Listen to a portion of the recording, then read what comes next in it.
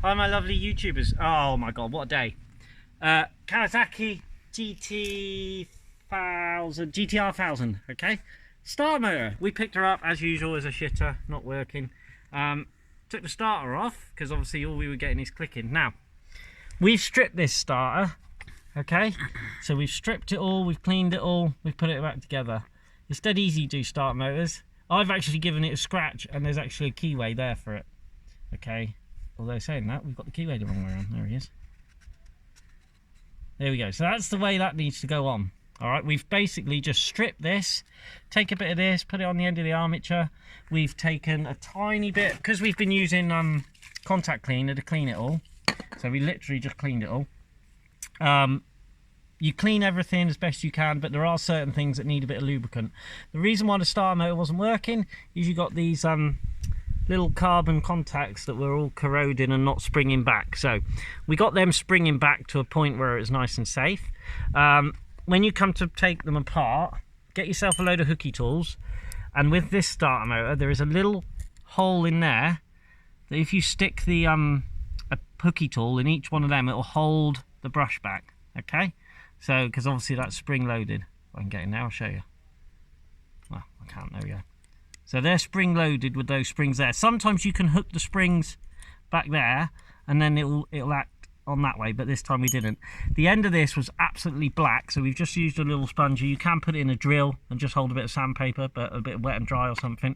But we've had to take the starter motor apart anyway to take the starter motor out. So to clean your starter motor, you're just basically cleaning it with some contact cleaner. Everything needs to be really, really shiny.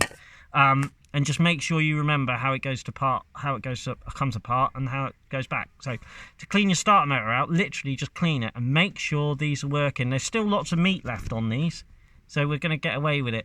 I've also put a tiny bit of lube in this bearing because you're using these. Why are we shaking? Because you're using some lube. Contact cleaner, it basically takes away any sort of lubricant. So we've lubricated just in here with a tiny bit, and we've lubricated that bearing, okay? So we've lubricated the bearing, we've lubricated this O-ring, and we've also lubricated inside of here. I think there's another bearing inside there, I can't remember. So look, if I can. Well, I can't have a look. Make sure your O-rings go on and make sure everything lines up.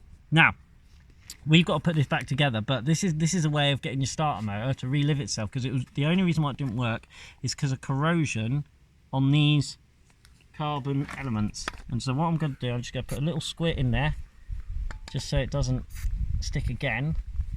You don't want to have any oil around here really. I'm sure people will say, oh, you shouldn't put oil there. I don't care, because it's more important that there is a little bit of lube to stop the corrosion and don't end up, especially after the taking it apart. So if you need to repair your starter motor, or you have a vehicle that's not starting after being stood, there you go. So when there's a magnetic, look, you can really see the dirt coming off there. Okay, so we just give it a clean as we turn it. Okay, so this will save you getting a new starter motor. But I'll do a video in a minute on how to remove this starter motor from the GTR 1000 because it was a nightmare. Okay, so take care everyone. I'll see you later. I hope the video's okay and he hasn't put his finger in front of the lens. See you later.